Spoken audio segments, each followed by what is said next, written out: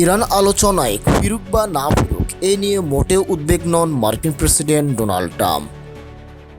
ওয়াশিংটনের সাংবাদিকদের তিনি স্পষ্ট করে বলেন, ইরান যদি আলোচনায় নাও ফিরে তাতেও যুক্তরাষ্ট্রের কোনো সমস্যা নেই। পাকিস্তান ইসলামাবাদে টানা 21 ঘন্টা বৈঠকে যুক্তরাষ্ট্র ও ইরানের মধ্যে কোনো সমঝোতা না হয় পরিস্থিতি অনিশ্চিত থাকলেও দুই দেশের মধ্যে চলমান যুদ্ধবিরতি এখনও কার্যকর রয়েছে বলে দাবি করেছেন ট্রাম্প।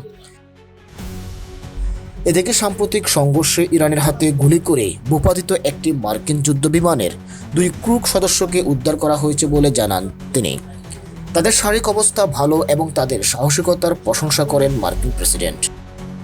একই সঙ্গে ট্রাম্প অভিযোগ করেন, ইরান এখনও পারমাণবিক অস্ত্র তৈরির চেষ্টা চালিয়ে যাচ্ছে এবং ইসলামাবাদে বৈঠকেও তারা সে ইঙ্গিত দিয়েছেন। তিনি জোর দিয়ে বলেন, ইরানকে কোনোভাবেই পারমাণবিক অস্ত্র অর্জন করতে দেওয়া হবে না।